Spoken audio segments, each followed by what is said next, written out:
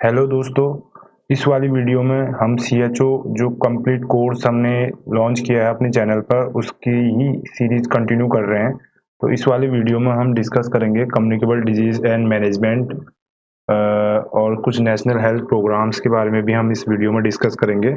तो सबसे पहला जो हम क्वेश्चंस करने जा रहे हैं वो टॉपिक है epidemiology of specific communicable diseases. तो सबसे पहले आपको पता होना चाहिए कम्युनिकेबल डिजीजेज क्या होते हैं। एक ब्रीफिंग दे देता हूँ मैं आपको। कम्युनिकेबल डिजीजेज यानी जो कम्युनिकेट होते हैं, ठीक है, यानी एक दूसरे से जो फैलते हैं, ठीक है, तो वो होता है कम्युनिकेबल डिजीजेज, ठीक है। उसी प्रकार से नॉन कम्युनिकेबल डिजीज भी हम आगे आने वाले वीडियोज में देखेंगे। और वो हमारा जो हम CHO बनते हैं तो नॉन कम्युनिकेबल डिजीजेज में हम स्पेसिफिकली काम करते हैं NCDs के प्रोग्राम के तहत, ठीक है। तो वो बाद में हम बताएंगे। तो आइए हम इसको स्टार्ट कर लेते हैं आज का जो सेशन है। तो सबसे पहले जो इसमें क्वेश्चन है, सबसे पहला जो क्वेश्चन है आप देख लीजिए, आपके स्क्रीन के सामने है, which disease is caused by Plasmodium. तो प्लाज्मोडियम से कौन सा डिजीज कॉज होता है ये पूछ रहा है। तो आप इसका जो ऑप्शन है करेक्ट आप देखिए, इसको बताइए। तो प्लाज्मोडियम जो है इससे क्या होता है, मलेरिया होता है, ठीक है, मलेरिया, ठीक है। प्लाज्मोडियम वाइवेक्स भी एक मॉस्किटो है, उसी प्रकार से प्लाज्मोडियम फेल्सी पैरम है, ठीक है। तो प्लाज्मोडियम जो फेल्सी पैरम वाला जो ये प्रोटोजोआ है मॉस्किटो का, इससे क्या होता है, दिमागी बुखार आता है, ठीक है। तो मलेरिया भी आपको मॉस्किटो से होता है, फाइलेरिया भी होता है, ठीक है। फाइलेरिया किससे में होता है, क्यूलेक्स वाले मॉस्किटो से। तो ये क्वेश्चन बेसिक से क्वेश्चन है, मॉस्किटो से रिलेटेड जो और प्रोटोजोआज हैं आपको आने चाहिए, ठीक है। नेक्स्ट क्वेश्चन की ओर बढ़ते हैं। नेक्स्ट क्वेश्चन है question number 2, malaria is transmitted by. तो मलेरिया जो है फीमेल एनोफिलीज मॉस्किटो के काटने से होता है, ठीक है। फीमेल एनोफिलीज मॉस्किटो जो होता है वो रिस्पॉन्सिबल रहता है, ठीक है। नेक्स्ट है lymphatic filariasis is not caused by. तो लिम्फेटिक फाइलेरियसिस किससे कॉज नहीं होता है, तो वुचेरिया बैनक्रॉफ्टी। तो इसका जो कॉजेटिव ऑर्गेनिज्म है, मेन जो है, मेन कॉजेटिव, अगर आपसे पूछेगा लिम्फेटिक फाइलेरियसिस का कॉजेटिव ऑर्गेनिज्म बताइए, तो वुचेरिया बैनक्रॉफ्टी जो है ये मेन जो है आपका इसका पॉजिटिव ऑर्गेनिज्म होता है, ठीक है। उसके साथ साथ ब्रूगेरिया मलेरिया ये भी होता है, ठीक है। ब्रूगिया टिमोरिया भी होता है, ठीक है। जो ऑप्शन नॉट कॉज्ड वाला है वुचेरिया ब्रूगिया, ठीक है, ये नहीं होता, ठीक है। तो ये याद रखेंगे आप। बाकी अन्य तीन होते हैं, ये वाला नहीं होता, ठीक है। नेक्स्ट है द बाइट ऑफ फ्लीबोटोमस अर्गेंटाइप्स ट्रांसमिट्स। तो फ्लीबोटोमस अर्गेंटाइप्स के बाइट से क्या होता है, तो होता है काला अजार, ठीक है। काला अजार जो है किसके बाइट से होता है, फ्लीबोटोमस अर्गेंटाइप्स के ट्रांसमिशन से, ठीक है, इसकी बाइट से, ठीक है। ये उसका कैरियर है काला अजार बुखार जो आता है, ठीक है। नेक्स्ट है Indian leishmaniasis is another name of which disease.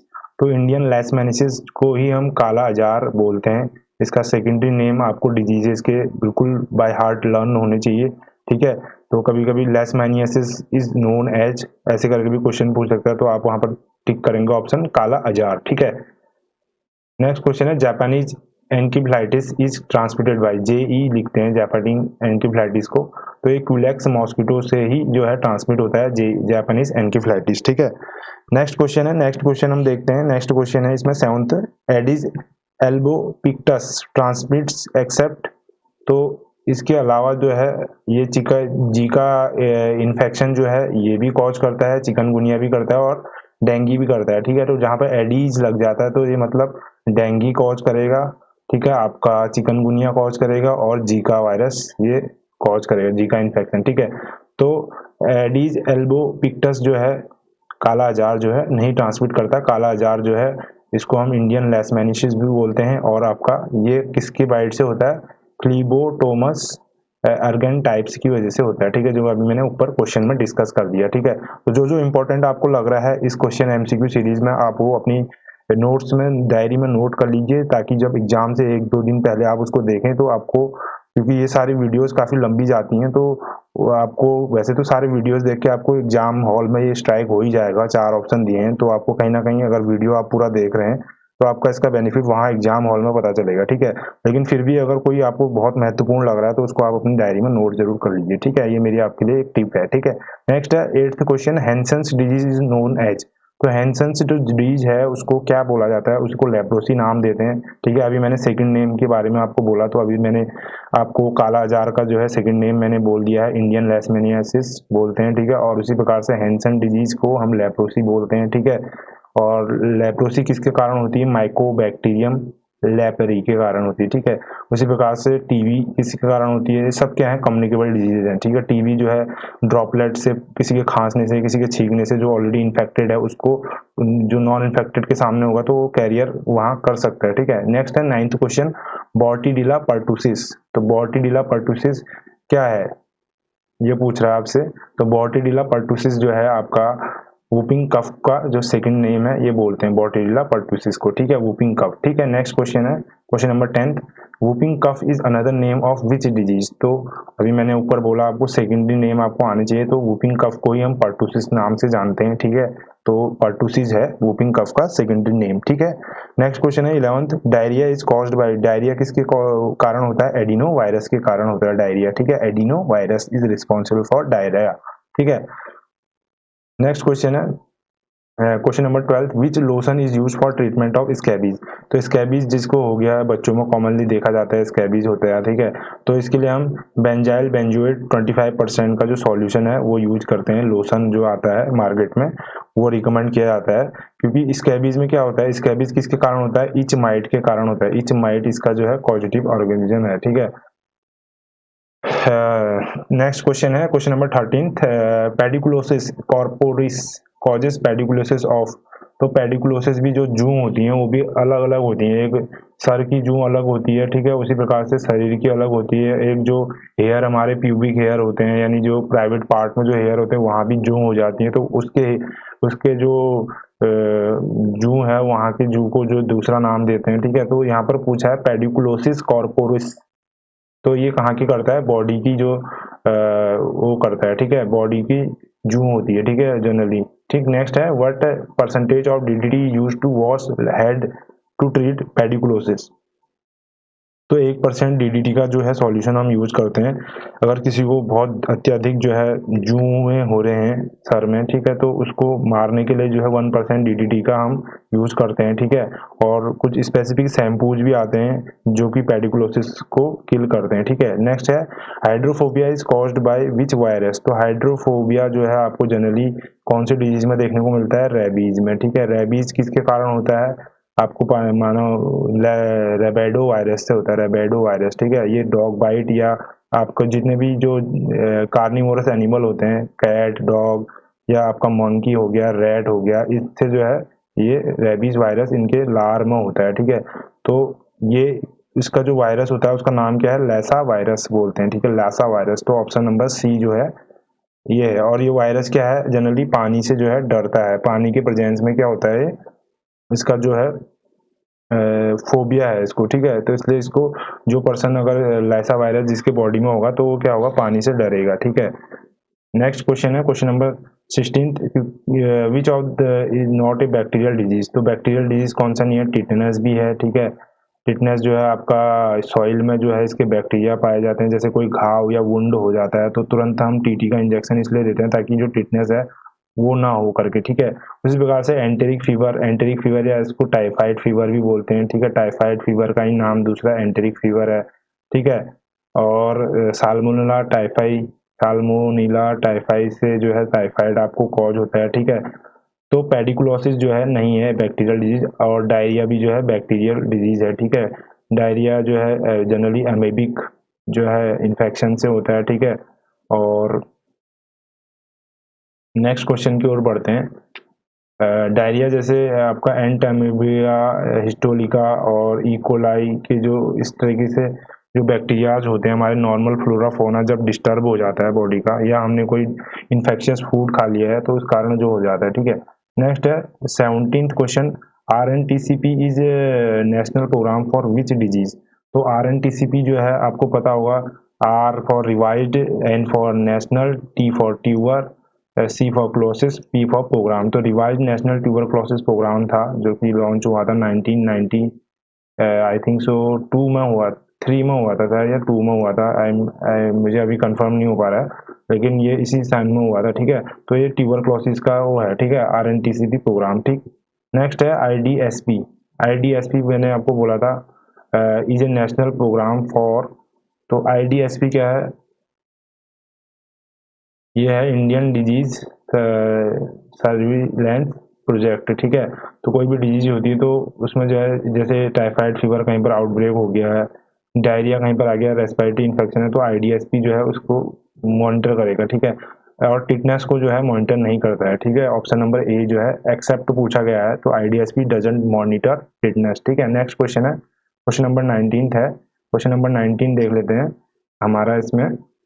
Respiratory tract infection is caused by bacteria. तो रेस्पिरेटरी जो RTI होता है, ठीक है, RTI मतलब रेस्पिरेटरी ट्रैक्ट इन्फॉर्मेशन, एक RTI और होता है राइट टू इन्फॉर्मेशन। यहाँ पर हम क्योंकि मेडिकल साइंस पढ़ रहे हैं तो रेस्पिरेटरी ट्रैक्ट इन्फेक्शन होगा, ठीक है। तो क्लेप्सिला जो है ये कॉज करता है आपका रेस्पिरेटरी ट्रैक्ट इन्फेक्शन, ठीक है। और ये क्या है, वायरस है कि बैक्टीरिया, ये है एक बैक्टीरिया, ठीक है, ये भी पूछ सकता है। Which one among the following is a bacteria, तो उसमें आपको क्लेप्सिला भी दे सकता है, लासा वायरस भी दे सकता है। तो इस तरीके से आपको ये कैटेगरी आनी चाहिए, ठीक है। तो ये हमारा जो है कुछ क्वेश्चन इसके जो आपके एग्जाम में आते हैं, जो इम्पोर्टेंट है, मेन मैंने वो कराए हैं आपको, ठीक है। एपिडेमोलॉजी और जो कम्युनिकेबल डिजीज है आपको समझ आया होगा ये। तो ये कुछ क्वेश्चन के साथ साथ मैंने कुछ एक्सप्लेनेशन भी दिया था, तो मैंने आपको कुछ स्पेसिफिक पॉइंट भी बताए हैं, वो आप इसको देखिएगा, ठीक है।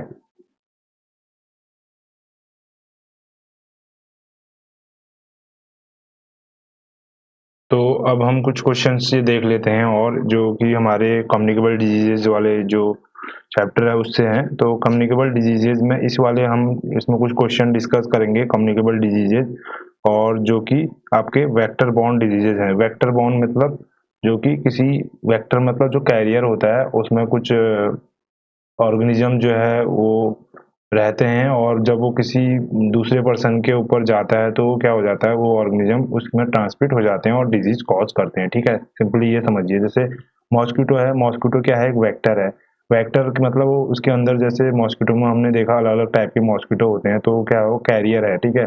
जैसे इंसान को कोई इन्फेक्टेड मॉस्किटो काटता है तो उसके अंदर वो जो है, जो पैरासाइट है, जो भी ऑर्गेनिज्म है, वो घुस जाता है और वहाँ के इसके इम्यून सिस्टम के साथ इंटरेक्ट करके डिसबैलेंस करके डिजीज करता है, ठीक है। तो उसी प्रकार से फ्लाइज हैं, ठीक है, अलग अलग टाइप की फ्लाइज होती हैं, सैंड फ्लाइज होगी, टिस्टा टिस्टा फ्लाई होती है, ठीक है। ये सारी चीजें क्या हैं, ये हैं कैरियर, ठीक है।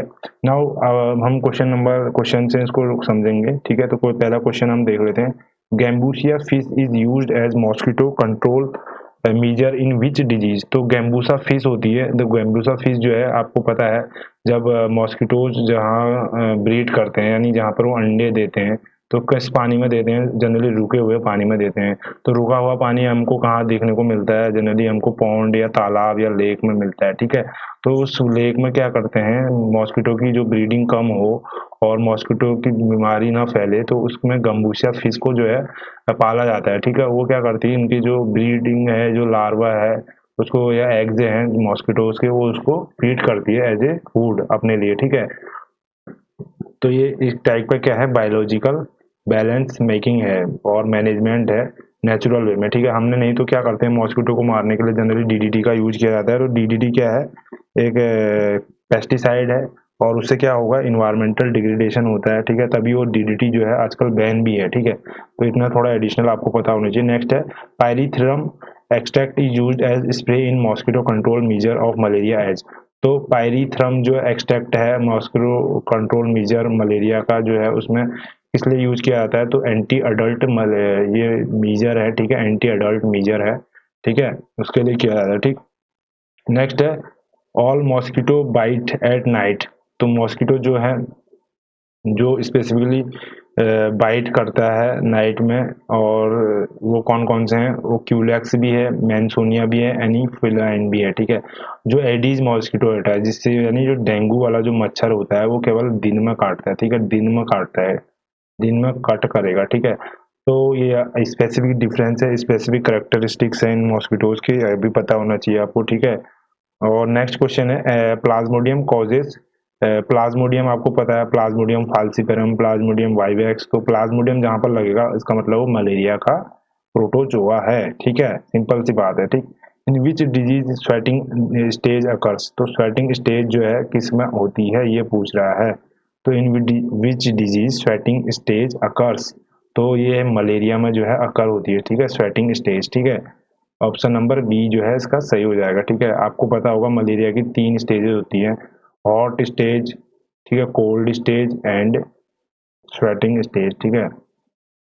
तो ये 3 स्टेज होती है मलेरिया की, ठीक है। उसी प्रकार से नेक्स्ट क्वेश्चन देख लेते हैं। Malaria caused by vivax can be treated with, तो जनरली मलेरिया में आपको पता है प्रेमाक्विन जो है ये यूज होता है। वैसे क्लोरोक्विन जो है बेसिक जो ड्रग है ये आपको किससे मिलती है, सिंकोना ट्री होता है, सिंकोना ट्री होता है। इसकी जो छाल होती है, ठीक है, उसकी छाल से जो है छाल को क्यूनाइन बोलते हैं, ठीक है, क्यूनाइन ट्री होता है, सिंकोना बार्क होती है, तो उससे जो है क्लोरोक्विन जो दवा है वो बनती है। और ये दवा जो है आपका मॉस्किटो के जो मलेरिया जो कॉज करता है उसके लिए ट्रीटमेंट में यूज होती है, ठीक है। और ये कितनी देनी है आपको यहाँ पर इसकी क्वांटिटी भी पता होनी चाहिए, तो 0.25 mg पर केजी ये लिखा गया, ठीक है। नेक्स्ट क्वेश्चन है most wide spread parasite of lymphatic filariasis is, तो मोस्ट वाइड स्प्रेड, अभी मैंने आपको लिम्फेटिक फाइलेरिसिस के जो पॉजिटिव ऑर्गेनिज्म है मेनली जो है जो मैंने बोला था इसको इम्फेसाइज किया था, मैंने कहा था कि आपको विचेरिया बैनक्रॉफ्टी नाम याद रखना है,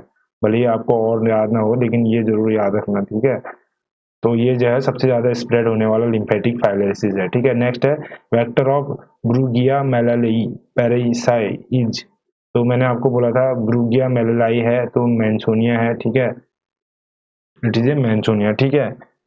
नेक्स्ट क्वेश्चन है question number 9th, in which disease elephantoid fever occur, तो एलिफेंटॉइड यानी हाथी, एलिफेंटॉइड फीवर यानी जिसमें वो हो जाता है हाथी पैर होके फिर उसके बाद इन्फेक्शन हो जाता है, लिम्फ नोड्स जब स्वेलिंग हो जाते हैं बॉडी में, इसका मतलब बॉडी का इम्यून सिस्टम क्या है, एक्टिव हो गया है। और इम्यून सिस्टम जैसे ही बॉडी का एक्टिव हो जाता है तो बॉडी का टेम्परेचर जो है राइज हो जाता है, उसी कंडीशन को हम फीवर कहते हैं। तो ये फाइलेरिया में देखने को मिलता है इसलिए बोलते हैं, ठीक है। नेक्स्ट क्वेश्चन है in which disease blood is collected in night for investigation, तो ऐसी कौन सी डिजीज है जिसमें ब्लड जो है नाइट में कलेक्ट किया जाता है, तो वह है ऑकल्ट फाइलेरिसिस। तो ऑकल्ट जो फाइलेरिसिस है उसमें जो है नाइट में जो है इन्वेस्टिगेशन किया जाता है ब्लड का, क्योंकि इसमें ऐसा होता है कि जो इसकी जो पैरासाइट है लिम्फ नोड्स में जो है एक्चुअली जब नाइट टाइम होता है तो थोड़ा सा क्या होता है इनएक्टिव रहता है, ठीक है। यही कारण है कि हम उसको जो है नाइट टाइम पर जो है इसका जो सैंपल लेते हैं। अदरवाइज क्या होगा कि जो हम डे टाइम पर अगर सैंपल निकालेंगे क्योंकि वो एक्टिव फेज में है तो हमारी जो रिपोर्ट्स है वो वेरिएबल कर सकती हैं, ठीक है। तो थोड़ी सी प्रिकॉशनरी रहता है इसमें। नेक्स्ट है 11th question, which mosquito can not cause filaria, तो फाइलेरिया कौन सा नहीं कॉज करता है, आपको पता है मैंसोनिया करता है, क्यूलेक्स करता है। तो एडीज जो है ओनली कॉज डेंगी फीवर, ठीक है, डेंगी फीवर करता है, ठीक है। और उसके साथ एडीज और भी चीज करता है, मैंने ऑलरेडी आपको डिस्कस कर दिया क्वेश्चन के माध्यम से, ठीक है। आप पीछे होके थोड़ा बैक वीडियो देख लेंगे, ठीक है। तो मेरा मकसद मेन ये है कि आपको जितने ज़्यादा एमसीक्यू आप करेंगे एग्जाम से पहले, क्योंकि समय कम रहता है एग्जाम में, तो एमसीक्यू अगर आप थ्योरी पढ़ेंगे तो उतना समय तो है नहीं थ्योरी पढ़ने का, ठीक है। तो क्वेश्चन जितना लगाओगे क्वेश्चन लगा के ही आपको जितना एक टाइप का प्रैक्टिस होगा तभी आपका कॉन्फिडेंस बूस्ट होगा और तभी आप एग्जाम हॉल में जो है सवाल कर पाओगे। अन्यथा क्या होता है थ्योरी पढ़ के आप जाते हैं और सवाल करते हैं तो बहुत सारे कंफ्यूजन वहां पर हो जाते हैं। तो क्वेश्चन प्रैक्टिस एमसीक्यू प्रैक्टिस से ही आप जो है कॉम्पिटिटिव एग्जाम निकाल सकते हैं। और मेरा आप चैनल देख लीजिए, सभी में मैंने मतलब कॉम्पिटिटिव एमसीक्यू के बेसिस पर ही कराया है, क्योंकि मैं खुद इस तरीके से तैयारी करा हुआ होता हूँ, तो वो काफी बेनिफिशियल रहता है। तो मैं चाहता हूँ कि आप भी उसका फायदा उठाएं, ठीक है। नेक्स्ट क्वेश्चन है ELISA test is done in, तो एलिजा जो टेस्ट है, एलिजा का फुल फॉर्म क्या होता है, एंजाइम एंजाइम लिंक्ड ऐसे सॉर्बेंट ऐसे, ठीक है, एंजाइम लिंक्ड इम्यूनो ELISA, ठीक है, एंजाइम लिंक्ड एमिनो ऐसे सॉर्बेंट, ठीक है। ये ये जो है एलिजा टेस्ट आपको किसके लिए किया जाता है, जापानीज एंसेफेलाइटिस के लिए भी, काला जार के लिए भी और मीजल्स के लिए भी, ठीक है। तो ऑल ऑफ द अबव जो है इसका सही उत्तर हो जाएगा, ठीक है। नेक्स्ट 13th क्वेश्चन है, before referring patient of kala azar sodium stibogluconate should be given at dose of, तो ये जो है इसकी कितनी डोज होनी चाहिए, मिनिमम जो है 20 मिलीग्राम पर DL की जो डोज है ये होनी चाहिए, ठीक है। जब कोई काला जार का जो पेशेंट है सोडियम स्टीबियोग्लूकोनेट जो हम उसको दे रहे हैं, ठीक है। नेक्स्ट है vector of kala jar is, तो जो काला जार है उसके जो वेक्टर हैं वो क्या है, वो है सैंड फ्लाई, ठीक है। सैंड फ्लाई जो है काला जार का जो है वेक्टर है, ठीक है। नेक्स्ट क्वेश्चन करते हैं। तो काला जार को मैंने बोला भी था आपको इंडियन लेशमेनिया भी बोलते हैं, और ये सैंड फ्लाई के वजह से होता है, ठीक है। एडीज मॉस्किटो कॉजेज एक्सेप्ट, तो एडीज से चिकनगुनिया भी होता है, येलो फीवर, जीका और मलेरिया जो है आपका फीमेल जो है एनोफिलीज मॉस्किटो से होता है, ठीक है। Person with first symptom of malaria can transmit infection from, तो अगर जैसे किसी बंदे को मलेरिया हुआ है तो उसको सिम्टम्स दिख रहे हैं, ठीक है, तो उसमें जो है वो दूसरे बंदे को, सपोज कोई मच्छर है उसको काट दिया, उसके बाद कोई इन्फेक्टेड पर्सन को भी वो मच्छर काट रहा है, तो क्या हो रहा है, क्योंकि मच्छर का काम क्या है ब्लड सक करना, तो क्या है वो पैरासाइट उसके उसमें एज ए कैरियर, क्योंकि हमने बोला था आपसे ये वेक्टर जो होता है कैरियर होता है, ठीक है। उसके अंदर जो चीज़ है जब वो दूसरे उसको यूटिलाइज करता है तो उसके उसमें वो इंसर्ट कर देता है, ठीक है। तो फोर्थ डे में जो है ये इन्फेक्शन जो है दूसरे को होने के चांसेस रहते हैं, अगर कोई पेशेंट जो है मलेरिया से ऑलरेडी इन्फेक्टेड हो चुका है, ठीक है। नेक्स्ट क्वेश्चन है 17th in patient with filarial infection there is elevation in the level of anti filaria, तो इसमें क्या होगा, कौन सी हमारी इम्यूनोग्लोबिन जो है बड़ी होगी, तो IG4 जो है इम्यूनोग्लोबिन जो है ये बड़ी होगी, ठीक है। ठीक है, अब IG ये आ रखा है, ठीक है, तो अलग अलग उसके वो हैं, ठीक है। IG4 है, ठीक है। बेसिकली हमारे पास जो इम्यूनोग्लोबिन होते हैं IgA, IgG और IgM,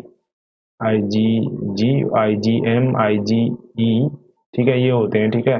तो ये जो IgA है ये आपको पता है ये किस में होता है, मदर मिल्क से हमको मिलता है, ठीक है।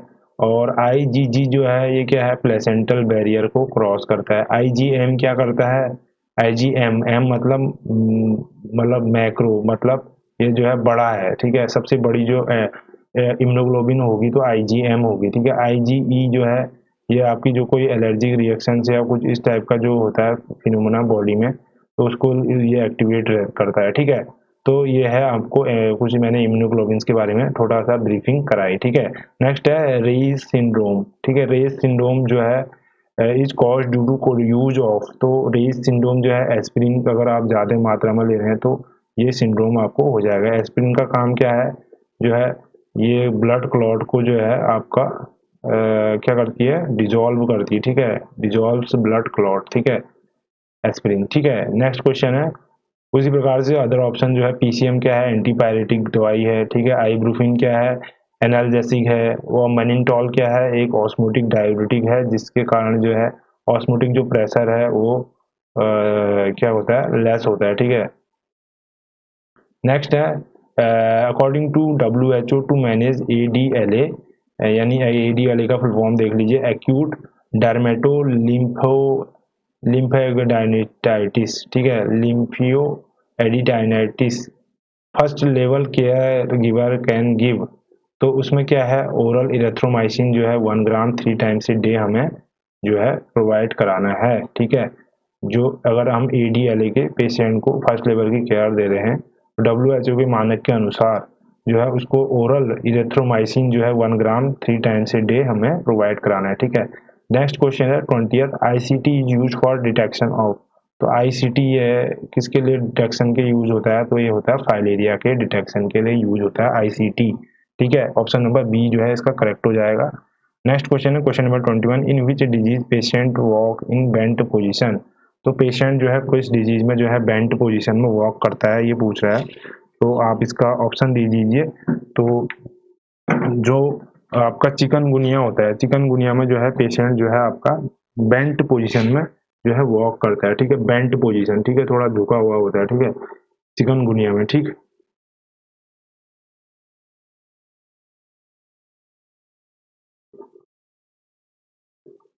अब हम आगे देख लेते हैं इस वाले, उसमें हम देखेंगे कुछ क्वेश्चन जो कि कम्युनिकेबल डिजीजेज हैं और जो कि इन्फेक्शियस डिजीजेज हैं, ठीक है। तो इसमें हम देखेंगे पहला जो क्वेश्चन है आपके स्क्रीन पर आ गया है, देखिए BCG vaccine and diluent is stored at which temperature, तो आपको वैक्सीन संबंधित जो है सारी नॉलेज आपको होनी चाहिए। कौन सी वैक्सीन किस समय पर लगती है, बर्थ में क्या लगती है, फिर 1.5 माह में क्या लगती है, 2.5 माह में क्या लगती है और 3.5 माह में क्या लगती है, ठीक है। उसी प्रकार से आपका 9 महीने में, फिर आपका 15 या 16 महीने में, ठीक है, जब 1.5 साल का बच्चा हो जाता है, ठीक। और उसी प्रकार से आपका 5 साल में कौन सी लगती है, फिर 10 साल में क्या लगता है, ठीक है। मदर के लिए क्या वैक्सीनेशन होता है, ये सारी चीज़ें आपको पता होनी चाहिए। प्लस वैक्सीन हीट सेंसिटिव कौन सी है, ठीक है, और आपका टेम्परेचर सेंसिटिव कौन सी है, ठीक है, और कौन सा डाइल्यूटेंट हम यूज करते हैं, कितने ml में देते हैं, कितना आपकी क्वांटिटी होती है, ठीक है, ये और कौन से निडल की सुई से वो देते हैं, क्या है उसका साइज ऑफ कैनुला होता है। ये सारी चीज़ें आपको कोल्ड चेन से सिस्टम आपको ये पता होना चाहिए, क्योंकि कल के दिन जब आप जॉब पर लगोगे तो डेफिनेट सी बात है यही चीज़ आपको हैंडल करनी है। तो प्रैक्टिकल और थ्योरेटिकल यहाँ पर आपको दोनों पता होना चाहिए, तभी आप कर पाएंगे, ठीक है। और ये कॉमन से क्वेश्चन होते हैं, ये आप कहीं भी आप जाएंगे हॉस्पिटल सेटअप में, ये क्वेश्चन आपसे कोई भी पूछ सकता है, तो इसलिए आपको इसके जवाब जरूर याद होने चाहिए, ठीक है। वैक्सीनेशन बहुत कॉमन सी चीज़ है, ठीक है। तो बीसीजी जो वैक्सीन है, सबसे पहले बीसीजी वैक्सीन क्या होती है, बैसिलस का फुल फॉर्म आना चाहिए, बैसिलस कैलमेटिकुरेन, ठीक है। ये आपकी टीबी के प्रोटेक्शन के लिए यूज होती है। जो 6 डिजीज होती है हमारी, उसमें से वो नंबर 1 जो डिजीज है टीबी है, उसका लिए बीसीजी जो है एट बर्थ जो दिया जाता है, ठीक है। एट बर्थ में भी इसमें 2 शर्तें हैं। जब सून अगर बेबी जो है 1 मंथ से छोटा है तो उसमें 0.05 ml देते हैं, ओके। और अगर बेबी जो है 1 मंथ से ऊपर हो गया और 1 साल तक का है तो उसको 0.1 ml देते हैं, 0.1 ml, ठीक है। तो ये चीज़ें आपको पता होनी चाहिए। और जो बीसीजी है ये 2 डिग्री से 8 डिग्री के बीच में रखी जाती है, ठीक है। और इनको रखने के लिए हमारे पास कोल्ड चेन सिस्टम होता है। और कोल्ड चेन सिस्टम का मतलब ये हुआ कि आपका जैसे रेफ्रिजरेटर जो होते हैं अलग अलग टाइप के, जैसे आइसलैंड रेफ्रिजरेटर होता है, ठीक है। और अ, ठीक है, डीप रेफ्रिजरेटर होता है, ठीक है, डीप फ्रीजर होता है, ठीक है। तो ये है। और उसी के प्रकार से जैसे फील्ड में आप जाते हैं, VHND वगैरह करेंगे या कैंपिंग में जाएंगे, तो वहाँ क्या करेंगे, आपको वैक्सीन कैरियर लेके जाना पड़ता है। उसमें आइस पैक्स होते हैं, ठीक है। एक वैक्सीन बॉक्स के अंदर 4 आइस पैक आते हैं, ठीक है। ये सारी चीज़ें आपको कॉमन सी चीज़ें आपने देखी होंगी, अगर ऑब्जर्व करी हैं तो आपको इसको पढ़ाने की ज़रूरत ही नहीं है, ये आप सेल्फ अंडरस्टूड है, ठीक है। नेक्स्ट क्वेश्चन 2 है, lump formed after the administration of BCG is how much diameter. तो आप सभी ने देखा होगा, आपके जो बीसीजी लगती है जनरली ये लगती है आपकी IM रूट से, सॉरी ये लगती है ID इंट्राडर्मल रूट लगता है, ठीक है। और जो बीसीजी है आपके लेफ्ट हैंड में दी जाती है।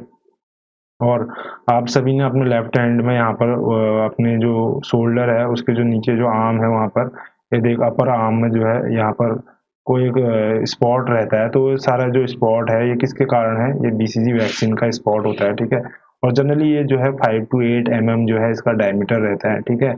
ऑप्शन नंबर सी जो है इसका करेक्ट हो जाएगा। नंबर 3 है question, in which disease formation of bluish white grey membrane occur in throat. तो ब्लूइश वाइट ग्रे मेम्ब्रेन जो है अकर होती है थ्रोट में, कहाँ पर होती है, डिप्थीरिया के केस में होती है, डिप्थीरिया में, ठीक है। डिप्थीरिया जो है ब्लूइश वाइट ग्रे मेम्ब्रेन जो है थ्रोट में हो जाती है, ठीक है। और डिप्थीरिया जो है कॉर्नी कॉर्नी बैक्टीरियम डिप्थीरी से फैलता है, ठीक है। ये सारी चीजें आपको पता होनी चाहिए, ठीक है। पर्टुसिस मतलब वूपिंग कफ हो गया, ठीक है। और मीजल्स किससे होता है, पैरामिक्सो वायरस, ठीक है। और साथ साथ इसको आपको इंक्यूबेशन पीरियड भी पूछता है, वो भी आपको पता होना चाहिए, ठीक है। तो इसको आप ऐसे नोट बना लीजिए, एक A4 का पेपर लीजिए, अपनी डायरी जो भी है उसके पन्ने के ऊपर लिखिए आप जो भी वैक्सीन के बारे में, जैसे आप डिप्थीरिया लिख रहे हैं, डिप्थीरिया जो है उसके एरो बनाइए। डिप्थीरिया का एक साइड में लिखिए पॉजिटिव ऑर्गेनिज्म, एक साइड में लिखिए इंक्यूबेशन पीरियड, ठीक है। तो और इसके जो एक साइड में लिखिए साइन सिम्टम, इस तरीके का एरो डायग्राम से आप माइंड मैप बना के इन चीज़ों को लर्न कर सकते हैं, ठीक है। नेक्स्ट है DPT booster is given at. तो डीपीटी बूस्टर जो है 16th वीक में दिया जाता है, ठीक है। 16 वीक्स में डीपीटी बूस्टर जो है गिवन किया जाता है, ठीक है। DPT is not given to children over the age of. तो डीपीटी जो है चिल्ड्रन जो है अगर 7 साल से ऊपर अगर हो चुका है तो उसको नहीं दिया जाता है, ठीक है, डीपीटी, ठीक है। और डीपीटी बूस्टर जो है 16 वीक में दिया जाता है, ठीक है। नेक्स्ट क्वेश्चन है question number 6, Schick test is done for which vaccine, तो इनमें से जितने भी वैक्सीन है, आप कोई भी दवाई है, इंजेक्शन है, सबसे पहले उसको हिलाते हैं ताकि जो है उसका जो दवा है वो जो है इवनली क्या हो जाए, मिक्सअप हो जाए, ठीक है। तो सेक टेस्ट आपके बीसीजी वैक्सीन के लिए भी करते हैं, पोलियो के लिए भी और डीपीटी के लिए भी, ठीक है। तीनों के लिए हम जो है यूज करते हैं आपका सेक टेस्ट, ठीक है। नेक्स्ट क्वेश्चन पढ़ेंगे। नेक्स्ट क्वेश्चन है हमारा हाँ, सेवंथ क्वेश्चन है। सेवंथ क्वेश्चन देख लेते हैं, सेवंथ क्वेश्चन क्या कह रहा है। तो सेवंथ क्वेश्चन में है आपका how many booster dose are given for pentavalent vaccine. तो पेंटावेलेंट वैक्सीन देखिए कितने दिए जाते हैं। पेंटा जो वैक्सीन होती है, पेंटा के जो है जनरली 2 बूस्टर डोज होते हैं, ठीक है, पेंटावेलेंट वैक्सीन के, ठीक है। पेंटावेलेंट में 5 कौन कौन से वैक्सीन आते हैं आपको ये पता होना चाहिए, ठीक है। एक तो हिब हो गया, immuno human influenza type B, ठीक है, हिब, ठीक है। और पेंटा में हो गया डीपीटी, डिप्थीरिया, पर्टुसिस, टिटनेस और हेपेटाइटिस बी, ठीक है। ये सब 5 जो है वैक्सीन आते हैं, ठीक है। 1 2 3 4 और ये 5वीं, ठीक है। तो पेंटावेलेंट का 2 बूस्टर डोज लगते हैं, ठीक है। नेक्स्ट है 8th question, how many weeks catarrhal phase of pertussis occur. तो कैथेरल ये पर्टुसिस है, वूपिंग कफ है, उसके अलग अलग फेजेज होते हैं। तो उसमें कैथेरल फेज कर रहा है, यानी इनिशियल जो फेज होता है जो है 2 हफ्ते का होता है, 2 वीक्स का होता है, ठीक है। ये याद रखेंगे आप। नेक्स्ट क्वेश्चन है question number 9th, second phase of pertussis is. तो जो सेकेंड फेज है पर्टुसिस का, उसको हम क्या नाम बोलते हैं, पैरोक्सेसिमल फेज, पैरोक्सिस्मल फेज बोलते हैं, ठीक है। और पहला जो फेज होता है फर्स्ट फेज, तो पूछ सकता है which among the following is the first phase, तो आप उत्तर दोगे कैथेरल फेज, ठीक है। और सेकंड फेज को क्या नाम दोगे, पैरोक्सोमियल फेज, ठीक है। नेक्स्ट क्वेश्चन है क्वेश्चन नंबर 10th, सब कंजक्टाइवल हेमरेज में अकर इन। तो सब कंजक्टाइवल अगर हेमरेज है ये किस में होता है, जनरली पर्टुसिस में देखा जाता है, ठीक है। सब कंजक्टाइवल हेमरेज, ठीक है।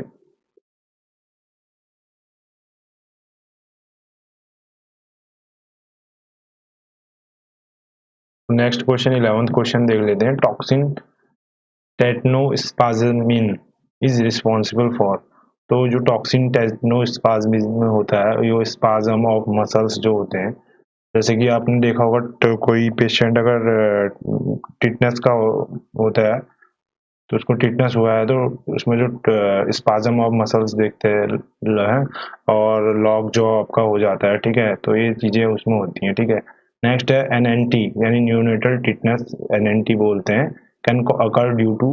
तो इनमें से जो सारे ऑप्शन है उसमें जैसे आपने कॉर्ड जो कट करी है अनस्टेराइज वे में करी है, ठीक है, या फिर आपने कोई application of dirty substance umbilical stump पर लगाया है, या mother not receive immunization against TT. तो ये सारे केसेस में जो है आपका न्यूनेटल टिटनेस होने के चांसेस रहते हैं, ठीक है। नेक्स्ट क्वेश्चन है लॉक जॉ, या लॉक जॉ को क्या बोलते हैं, ट्राइमस भी बोलते हैं। ये टिटनेस में कॉमन जो है सिम्टम्स होता है, ठीक है, आपको ये पता होना चाहिए, ठीक। नेक्स्ट है फर्स्ट साइन ऑफ एनएनटी यानी न्यूनेटल टिटनेस का फर्स्ट साइन क्या है, जो बेबी है वो अनेबल टू सक होगा, ठीक है, वो अपना जो है सकिंग जो है उसकी जो रिफ्लेक्स है वो काम नहीं करेगी, ठीक है। नेक्स्ट है 15th question, what is the dose of TIG. तो टीआईजी का डोज क्या है, टिटनेस इम्यूनोग्लोबिन इन हाई रिस्क केसेस। तो जो टिटनेस इम्यूनोग्लोबिन है उसका जो हाई रिस्क केसेस में जो है डोज जो होता है 250 से 500 यूनिट्स इंट्रामस्कुलरी हम टिटनेस को देते हैं, ठीक है। नेक्स्ट क्वेश्चन है in which year India was declared polio free. Very important question है। और 2014 में जो है इंडिया जो है पोलियो फ्री घोषित किया गया था डब्ल्यूएचओ से, ठीक है। और जो है पल्स पोलियो प्रोग्राम पीपीपी बोलते हैं, ट्रिपल पी, तो 1995 में जो है स्टार्ट किया गया था, ठीक है। 2 बूथ जिंदगी की, 2 ड्रॉप्स फॉर लाइफ इसका स्लोगन था, ठीक है। और ये अभी भी जो है पोलियो डे भी मनाया जाता है, ठीक है। अभी भी पोलियो जो है आपको एट बर्थ भी दी जाती है, और जब जब जो है वैक्सीनेशन होता है अप टू 5 साल तक ये पिलाया जाता है, ठीक है। Last case of polio was reported in, तो 2011 में जो है लास्ट केस आया था, और जो 2014 तक जो है डब्ल्यूएचओ को इतना समय लग गया था जो भारत में जो है पोलियो फ्री घोषित करने के लिए, ठीक है। नेक्स्ट क्वेश्चन है 18th, what is the route of transmission of polio virus. तो जो पोलियो वायरस है ये पूछा जाता है रूट कहाँ से इसको ट्रांसमिट होता है, जो फीको ओरल होता है, ठीक है, फीको ओरल रूट होता है, उसके थ्रू ये वायरस आता है, ठीक है, पोलियो वायरस, ठीक। और पोलियो वायरस जनरली हमारे जो नर्वस सिस्टम है उसको जो है डैमेज कर देता है, जिसके कारण क्या हो जाता है, पैरालिसिस टाइप का हो जाता है। और जो लिम्ब है, जनरली लिम्स पैरालिसिस होता है, जो हमारे हाथ पैर हैं वो क्या हो जाते हैं। और जनरली पैर और लेग्स में जो है पोलियो, आपने अगर पेशेंट देखा है, कोई पोलियो को देखा है तो आपने उसमें ऑब्जर्व भी किया होगा कि वो चल फिर नहीं पाता है ढंग से, ठीक है, तो यही कारण होता है, ठीक है। नेक्स्ट क्वेश्चन है incubation period of polio viruses. तो पोलियो वायरस का इंक्यूबेशन पीरियड पूछता है तो 7 से 10 दिन का होता है, ठीक है। इंक्यूबेशन पीरियड आप और डिजीज की याद कीजिएगा, ठीक है, बहुत ही इंपॉर्टेंट है। नेक्स्ट क्वेश्चन देख लेते हैं। नेक्स्ट क्वेश्चन है polio vaccine can be stored at 2 degree to 2 degree to 8 degree, जो मैंने अभी डिस्कस किया था, कितने समय के लिए। तो यह है 120, जो यानी अप टू 4 मंथ्स जो है हम इस टेम्परेचर पर पोलियो वैक्सीन को स्टोर कर सकते हैं। और पोलियो वैक्सीन भी दो तरह की आती है, साल्क और सैबिन, ठीक है।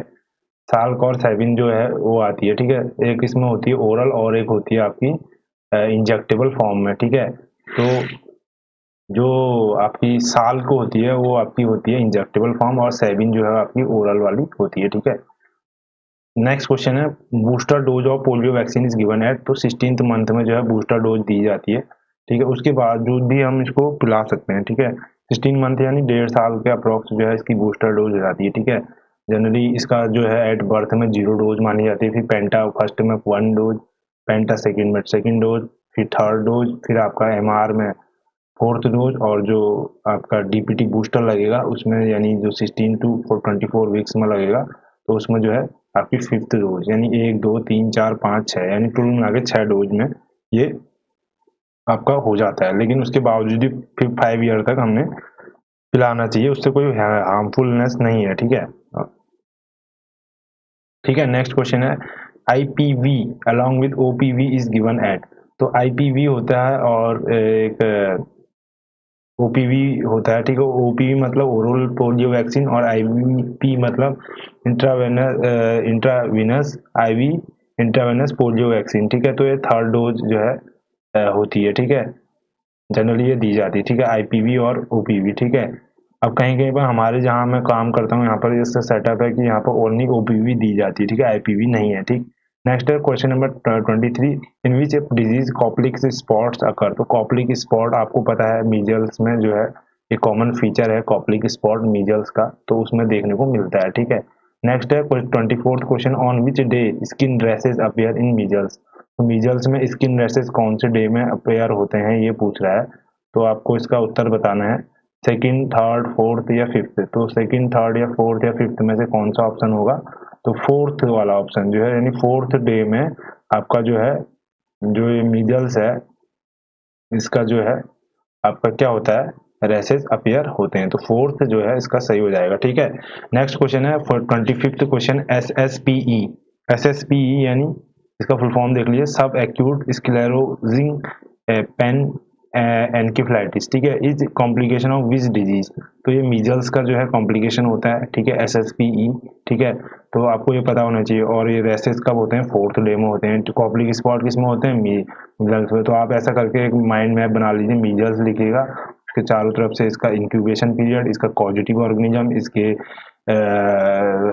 प्राइमरी जो सिम्टम्स हैं कौन से डेज में अपेयर होते हैं, साथ साथ में इसके कॉम्प्लिकेशन क्या होते हैं। इस तरीके से एक गोल चार्ट इस टाइप से बना सकते हैं। एक ब्रीफिंग है आपके लिए कि आप अपने स्तर से जैसा आपको अच्छा लगता है वैसा कीजिए, ठीक है।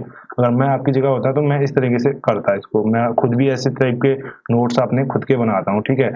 तो नेक्स्ट क्वेश्चन है 26, another name of serum hepatitis. तो सीरम हेपेटाइटिस का अनदर नेम क्या है, हेपेटाइटिस बी, ठीक है। हेपेटाइटिस बी जो है सीरम हेपेटाइटिस का अनदर नेम है, ठीक है। नेक्स्ट क्वेश्चन है 27th, HBIG यानी HBIG का मतलब होता है hepatitis B immunoglobin should not be given after how many hours of exposure. तो 48 आवर्स के एक्सपोजर के बाद HBIG जो है नहीं देना चाहिए, ठीक है। तो ये जैसे कि आपको पता होगा हेपेटाइटिस जो बी वायरस है बहुत ही घातक होता है, ठीक है। तो इसकी वैक्सीन भी लगती हैं, तो ठीक है। तो ये अगर एक्सपोजर आपको हुआ है तो 48 घंटे के भीतर आपको जो है HBIG जो है दे देना चाहिए इम्यूनोग्लोबिन हेपेटाइटिस बी का, ठीक है। उसके बाद उसको देने का कोई औचित्य नहीं रह जाता, ठीक है। वो जितना डैमेज करना होता है कर दिया था, ठीक है। नेक्स्ट है 28th विच living being manifest Japanese encephalitis, ठीक है। तो ये जो है हॉर्स है, हॉर्स में जनरली जापानीज एनकेफेलाइटिस जो है ये देखने को मिलता है, ठीक है।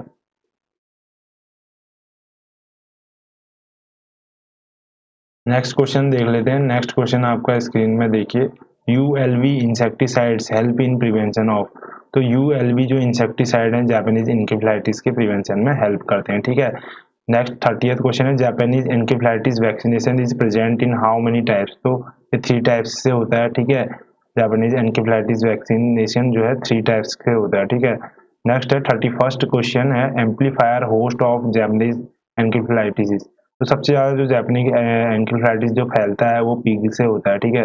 पिग जो है ये इसका सबसे ज़्यादा प्रमोटर है, ठीक है। नेक्स्ट क्वेश्चन है 32nd question, incidental death and host of Japanese encephalitis. तो जो डेड एंड होता है, नहीं अंत में जो है जापानीज एनकेफेलाइटिस सपोज किसी को हो जाता है, तो सपोज ये पिग से आया, पिग से फिर जैसे ह्यूमंस जो है पिग्स का जो है पॉर्क, जो अगर पिग जो सुअर का जो मीट खाता है उसे पॉर्क बोलते हैं। तो ये ह्यूमंस उस मीट से जो है ह्यूमंस में आ गया, तो ह्यूमन जो है उसका क्या हो जाएगा, डेड एंड हो जाएगा, ठीक है।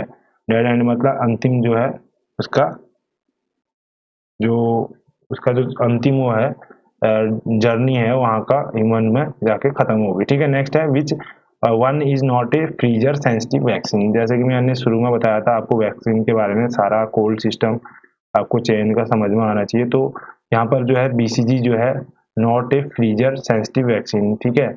फ्रीजर सेंसिटिव वैक्सीन आपकी बीसीजी नहीं होती है, ठीक है, वो टीटी होती है, ठीक है। नेक्स्ट क्वेश्चन है 34th question, pink papules found on trunk in patient with typhoid fever disappear in how many days.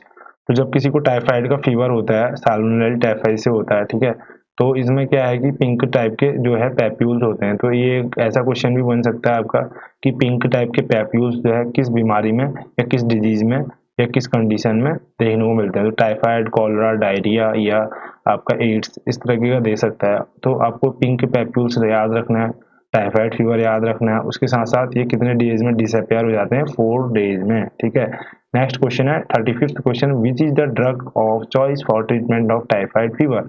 तो टाइफाइड फीवर के लिए कुछ टाइप की ड्रग टाइप्स दी जाती हैं, तो दी जाती हैं ऑप्शन नंबर डी यहाँ पर लिखा है फ्लोरोक्विनिनोल्स, ठीक है। फ्लोरोक्विनिनोल्स जो है ड्रग टाइप्स होते हैं जो कि टाइफाइड फीवर को ट्रीट करने में मदद करते हैं, ठीक है।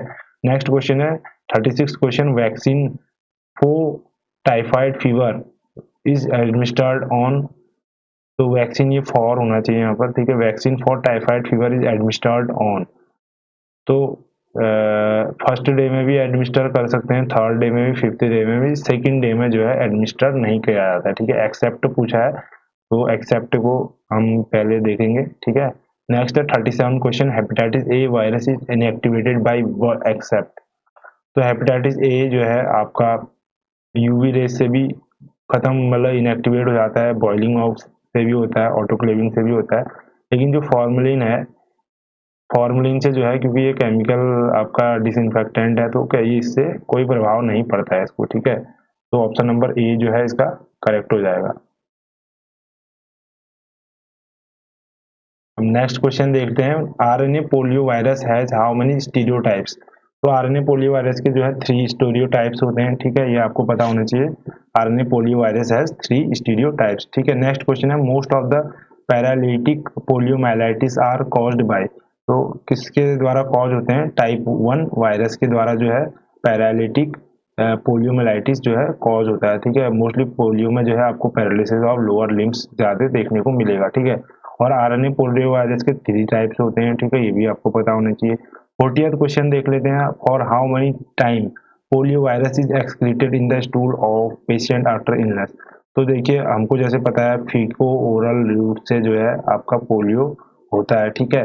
तो ये जो है सपोज किसी पेशेंट को है पोलियो वायरस, उसके स्टूल में है, तो अगर ये स्टूल जो है पास कर रहा है, तो इसके उसमें कब तक वो वायरस जो है इलनेस के बाद जो है 6 से 8 हफ्ते तक जो है वो रहता है, ठीक है, एक्सक्रीट कर सकता है उसको इन स्टूल, ठीक है।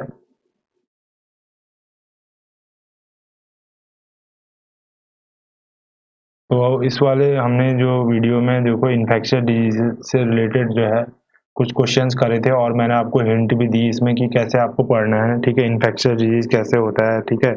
तो वो चीज़ हमने इसमें पोलियो के बारे में पढ़ा था, और आपका जो है अलग अलग टाइप के वैक्सीन के बारे में पढ़ा, ठीक है, कोल्ड स्टोरेज सिस्टम के बारे में पढ़ा, टेम्परेचर के बारे में पढ़ा, ठीक है, कैसी वैक्सीन को रखते हैं, कौन हीट सेंसिटिव है, ठीक है, उस प्रकार से हमने, और जो है वेक्टर्स के डिजीज जैसे मॉस्किटो होता है, आपका जापानीज एनकेफेलाइटिस था, और आपका सैंड फ्लाई से जो हो रहा था, ठीक है, मलेरिया वाला पढ़ा, ठीक है, डेंगू वाला पढ़ा, ठीक।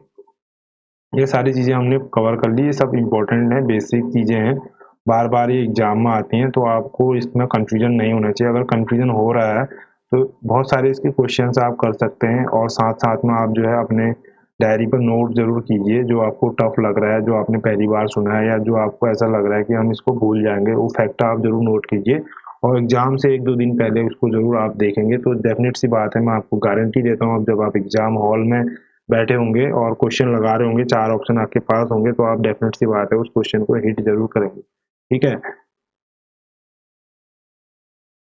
तो इस वाले इसमें जो है हम जो कम्युनिकेबल डिजीजेज है, इसमें हम जूनोटिक डिजीजेस के बारे में पढ़ेंगे, ठीक है। जूनोटिक मतलब जो जू मतलब जो एनिमल से हमको हो जाती है, ठीक है, जैसे एनिमल, जैसे हम कोई काव है या कोई बफेलो है, उसका मिल्क हम कंज्यूम कर रहे हैं, सपोज उस काव या बफेलो को जो है ट्यूबरक्लोसिस है, तो वो मिल्क में भी वो बैक्टीरिया पाया जाएगा। अगर हम वो दूध को अच्छे से उबालेंगे नहीं, डायरेक्टली कोई कच्चा दूध पीना पसंद करता है, या उसका डायरेक्टली हम दही जमा देंगे, तो बैक्टीरिया जो है उसके मिल्क से हमारे कर्ड में, और हम उसको कंज्यूम करेंगे, तो क्या होगा, एक हमारे सिस्टम में आ सकता है, ठीक है। तो इस टाइप के डिजीज को हम बोलते हैं जूनोटिक डिजीजेस, ठीक है। आइए क्वेश्चन के माध्यम से इनको हम देखते हैं और सॉल्व करते हैं, ठीक है। तो पहला क्वेश्चन आपके स्क्रीन पर दिख रहा होगा आपको, which is not the sign and symptom of worm infestation. तो जूनोटिक डिजीज में सबसे कॉमन जो रहता है वॉर्म इन्फेस्टेशन रहता है। वॉर्म इन्फेस्टेशन का मतलब है अलग अलग टाइप के, जैसे हमारे एस्कैरियासिस जो है सबसे कॉमन जो है वॉर्म होता है, ठीक है। ये जो है हम जैसे हमको हम देखते हैं ना, हम अच्छा खा पी रहे हैं, लेकिन हमारा जो ना बॉडी वेट बढ़ रहा है, ना हमारे को कुछ, और हमको एक्सेसिव ऑफ ब्लॉटिंग होती है, गैस ट्रबल होता है, ठीक है, कॉन्स्टिपेटेड है, तो ये सब कारण हो सकता है कि आपके पेट में दर्द है, तो वॉर्म्स के कारण हो सकता है, ठीक है। तो एंटी डी वार्मिंग जो है हम उसमें मेडिकेशन देते हैं, सपोज डी वार्मिंग जो है एल्बेंडाजोल है, मेबेंडाजोल है, ठीक है, तो ये दी जाती है, ठीक है। तो which is not the sign and symptom of worm infestation, तो एब्डोमिनल पेन है, ठीक है, लॉस ऑफ एपिटाइट है, डायरिया भी होता है, बर्निंग सेंसेशन यूरिन पासिंग में ये एक सिम्टम नहीं है, ठीक है। बर्निंग सेंसेशन तब होता है यूटीआई अगर हो, या आप डिहाइड्रेटेड हो, तो उस केसेस में आपको बर्निंग सेंसेशन इन यूरिन दिखेगा। अन्यथा जो है ये सारे option, abdominal pain, loss of appetite, diarrhoea, और उसके साथ साथ मैंने और चीज़ें, ब्लॉटिंग हो गया, ठीक है, तो ये सारी चीज़ें जो है वॉर्म इन्फेस्टेशन के लक्षण हो सकते हैं, तो उस केस में आपको डीवॉर्मिंग करना जरूरी है। और वैसे भी नियम के अनुसार जो है हर 6 मंथ में आपको एल्बेंडाजोल या मेबेंडाजोल जो भी आपके पास अवेलेबल है वो आपको लेनी चाहिए, ठीक है। तो what is the dose of albendazole, तो ये भी आपको पता होना चाहिए। आपके जब आप हेल्थ वेलनेस सेंटर्स में काम करोगे एज ए सीएचओ, तो आपको काफ़ी जो है स्कूल हेल्थ प्रोग्राम्स में, या आप आंगनवाड़ी विजिट में जाओगे, तो वहाँ पर आपको एल्बेंडाजोल डिस्ट्रीब्यूट करनी होगी, तो आपको उसको पता होना चाहिए कि ये जैसे आप बच्चे को दे रहे हो तो कैसे देने हैं, तो उसकी एमजी आपको पता होनी चाहिए। 400 mg की जो है टैबलेट होती है, ठीक है। नेक्स्ट है, और वैसे बॉडी वेट के हिसाब से दिया जाता है, सपोज किसी का बॉडी वेट अगर वो ओबीस है, तो हम उसको 2 एल्बेंडाजोल भी दे सकते हैं, ठीक है। ये ज़रूरी नहीं है, क्योंकि ये बॉडी जितना भी हम ड्रग वगैरह जो कैलकुलेट करते हैं, ऑन एन एवरेज जो है ये डोजेज जो है दी जाती है, ठीक है। एवरेज जो कैलकुलेशन होती है उस पर दी जाती है, ठीक है। सपोज कोई ओबीस पर्सन है, अगर हम उसको 500 mg की पैरासीटामोल देंगे, क्या उसका बुखार उतर जाएगा? नहीं उतरेगा, डेफिनेटली बात है, क्योंकि उसकी बॉडी बीएमआई जो है अलग है, उसका बीएमआर भी अलग होगा, ठीक है। क्योंकि बॉडी का सरफेस एरिया और वेट और हाइट के रेशियो का अलग अलग जब हो जाता है, तो उसी रिक्वायर से उसकी खाने की रिक्वायरमेंट बढ़ती है, तो उसी हिसाब से दवा की भी हम रिक्वायरमेंट जो है एडजस्ट करेंगे, ठीक है। नेक्स्ट क्वेश्चन नंबर 3 है, इन इंडिया एनडीडी, एनडीडी का मतलब होता है नेशनल डी वार्मिंग डे, ठीक है। नेशनल डी वार्मिंग डे जो है, जैसे कि मैंने आपको बोला, डी वार्मिंग जो है की जाती है जब हमको लगता है कि हाँ हमको वॉर्म इन्फेस्टेशन हो रहा है, या हमारा काफ़ी टाइम से हमने खाया नहीं है, या हम अलग अलग ट्रैवल करते हैं और हमारा जो है पानी बदलते रहता है, ठीक है, हम थोड़ा हैंड वॉशिंग प्रॉपर नहीं करके डायरेक्टली हम खाने पर टूट पड़ते हैं। तो बहुत सारे कारण होते हैं जो कि जिससे के कारण पेट में कीड़े हो जाते हैं, ठीक है। और नेशनल डीवॉर्मिंग डे जो है हर साल जो है 10 फरवरी को मनाया जाता है, वेरी इंपॉर्टेंट। आपके जितने भी ये हेल्थ डेज हैं इंपॉर्टेंट, आपको ज़रूर याद होनी चाहिए। साथ साथ में आपको एक चीज़ और बता दूँ, और ये जीएस का भी पार्ट होता है, ठीक है। जितने भी इंपॉर्टेंट डेज हैं ये जीएस का भी पार्ट है, ठीक है। तो ये आपको पता होना चाहिए, ठीक है। नेक्स्ट क्वेश्चन है question number 4th, which is food borne helminth, ठीक है। फूड बॉर्न हेलमेंथी इनमें से कौन सा है, यानी जो खाने में जो कीड़ा हो जाता है तो वो है टीनिया सोलियम, ठीक है। टीनिया सोलियम जो है ये फूड बॉर्न जो है हेलमेंथ है, ठीक है।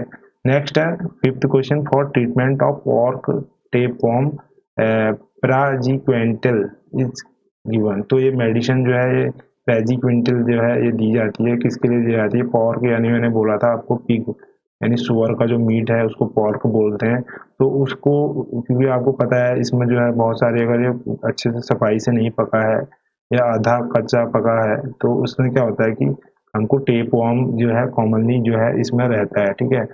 और इसमें जो है हमको ये जो दवाई है ये दी जाती है, तो सिंगल डोज होती है 5 to 10 mg पर केजी बॉडी वेट, ठीक है। सपोज कोई 70 किलो का इंसान है तो उसका डोज कितना हो जाएगा? उसका डोज हो जाएगा आपका 7 से आप इसको मल्टीप्लाई करेंगे तो हो जाएगा 35 से 700 ना 35 से 70 mg पर केजी, ठीक है। ये हो जाएगा अगर 70 केजी का वेट है उसका, ठीक है। नेक्स्ट है 6th question, shape of RBG RNA virus is. तो आरबीजी आरएनए वायरस का जो शेप है वो किस टाइप का होता है? बुलेट शेप होता है, ठीक है। बुलेट शेप आरएनए वायरस होता है रेबीज का, ठीक है। और रेबीज का मैंने आपको बोला लासा वायरस, ठीक है। LYSSA वायरस, ठीक है। मैं रिवाइज भी करा देता हूँ आपको साथ साथ में, ताकि आपको पुरानी जो चीज़ें पढ़ रहे हैं, आगे की जो चीज़ें हैं, साथ साथ आप पुरानी ना भूलें, इसलिए आपको बीच बीच में मैं ये पुरानी जो चीज़ें जहाँ जहाँ पर आएंगी मैं बताते रहूँगा, ठीक है। और आप जो है अपने स्तर से जो भी आपको इम्पोर्टेंट लग रहा है वो जरूर नोट कीजिएगा, ठीक है। आपके एक रिवीजन क्लासेस मानिए या आपके प्रैक्टिस क्लासेस मानिए, जो आपको मानना है आप मानिए। हो सकता है आपने अच्छी तैयारी करी हो, आपको इन वीडियोस की ज़रूरत ना हो, या हो सकता है कि आप एज ए विद इंटरेस्ट आप अपने लेवल ऑफ तैयारी को जज करने के लिए देख रहे हो, ठीक है। या आप फ्रेशर हो, आपको कोई आइडिया नहीं है, तो जैसे भी आप हो जो भी नॉलेज ले रहे हो, नॉलेज कहीं से भी आपको मिल रही है आप उसको लीजिए बस, ठीक है। और वीडियो जो है पूरा आप ज़रूर देखें, ठीक है, तभी आपको इसका फ़ायदा मिलेगा, क्योंकि वीडियो के बीच में कई सारे हम आपको डिटेल्ड एक्सप्लेनेशन देते हैं, ठीक है, ऑप्शन के अकॉर्डिंग भी देते हैं, और कुछ क्वेश्चन जो है खुद में अपने आप में बहुत सारे जवाब लेके आते हैं, तो उस टाइप का भी आपको एक्सप्लेनेशन मिलता है। और कम समय में मैं आपको बहुत ज़्यादा क्वेश्चन कराने की मेरी एक कोशिश रहती है, क्योंकि मैं खुद बिलीव करता हूँ कि ज़्यादा से ज़्यादा आप एमसीक्यू करेंगे तो उतने ज़्यादा आपके चांसेस, एक्सपोजर जो है एमसीक्यू का रहेगा तो उतना कॉन्फिडेंस आपका बढ़ेगा, उतना आपके जो चांसेस हैं सिलेक्शन के बढ़ते हैं, ठीक है। तो नेक्स्ट क्वेश्चन है 7th क्वेश्चन, half life of RBG virus at 40 degrees how many hour. तो हाफ लाइफ पीरियड होता है, आपने फिजिक्स में पढ़ा होगा, तो हाफ लाइफ पीरियड मतलब जो है इसका जो है 4 आवर्स जो है होता है 40 डिग्री सेंटीग्रेड टेम्परेचर पर, ठीक है। नेक्स्ट है 8th question, treatment of rabies can be discontinued if animal dog and cat remains healthy throughout the observation period of 10 days, ठीक है। अगर 10 डेज का ऑब्जर्वेशन पीरियड है और रेबीज जो है उनको ट्रीटमेंट हम चला रहे हैं, तो और 10 दिन तक लगातार ट्रीटमेंट है और हम कंटिन्यूस ऑब्जर्वेशन में हैं अपने पेट्स के, तो उसको जो है हम क्या करते हैं, डिसकंटिन्यू कर सकते हैं, ठीक है। तो ये हो जाएगा, ठीक। तो दोस्तों ये आप, आई होप जो है आपको हम जो जितने भी क्वेश्चन करा रहे हैं आपके आने वाले एग्जाम में ज़रूर आपका इससे बेनिफिट होगा। आप ज़रूर 1 घंटा इसको ज़रूर देख लीजिएगा, और आप इसको जो है अगर मैं ज़्यादा स्लो पढ़ा रहा हूँ तो आप इसको स्पीड भी बढ़ा सकते हैं, 2x कर सकते हैं, ठीक है। क्वेश्चंस आपके पास पीडीएफ है वो मायने नहीं रखता, ये मायने रखता है कि आप उसको हम जो है क्वेश्चन आपको एज ए एनालिसिस के तौर पर करा रहे हैं, ठीक है। पीडीएफ तो हर किसी के पास कितनी सारी पड़ी रहती है, लेकिन आप उसको कितना यूटिलाइज कर पाते हैं, तो ये आपको खुद मेरे से ज़्यादा बेटर आप खुद ये बात समझते हैं। तो ये वीडियो के माध्यम से मैं चाहता हूँ कि थोड़ा बहुत आप जो भी है मेरे से गेन कर लें, और मेरा जो भी एक्सपीरियंस मैं आपके साथ शेयर कर रहा हूँ थोड़ा उसका फ़ायदा आप भी ले लें, ठीक है, और किसी का भला हो जाए, ये मैं यही चाहता हूँ। मेरा एक सोशल कॉज है, उस वजह से मैं ये कर रहा हूँ, और आपके लिए ये वीडियो बहुत हेल्पफुल रहेगी। CHO मैराथन क्लासेस और कम्युनिटी हेल्थ नर्सिंग जो क्लासेस हैं इसके लिए, कम्युनिटी हेल्थ ऑफिसर्स आप सभी लोग फ्यूचर कम्युनिटी हेल्थ ऑफिसर्स हैं। तो इस तरीके से हमने जो है आपका यूनिट जो है epidemiology of specific communicable diseases जो है और उसका मैनेजमेंट, ठीक है, ये हमने इसमें काफ़ी चीज़ें सीखी जो मैंने स्टार्टिंग में बताई थी। तो ये फाइनली आपको करीबन 100 क्वेश्चंस के आसपास या उससे ऊपर जो है इसमें मैंने करा लिए हैं। तो आपको अच्छा लगा तो ज़रूर लाइक कीजिएगा, और कहीं पर कोई डाउट हो तो कमेंट कर लीजिए, और चैनल पर नए हैं ज़रूर सब्सक्राइब कीजिए, और अन्य भी अपडेट्स के लिए बेल आइकन ज़रूर दबाइएगा। इस तरीके की सीरीज़ हम कंटिन्यू आपके लिए लेके आ रहे हैं, ठीक है। तो thank you for all your love and support. तो मिलते हैं बहुत जल्द अगले वीडियो में, ठीक।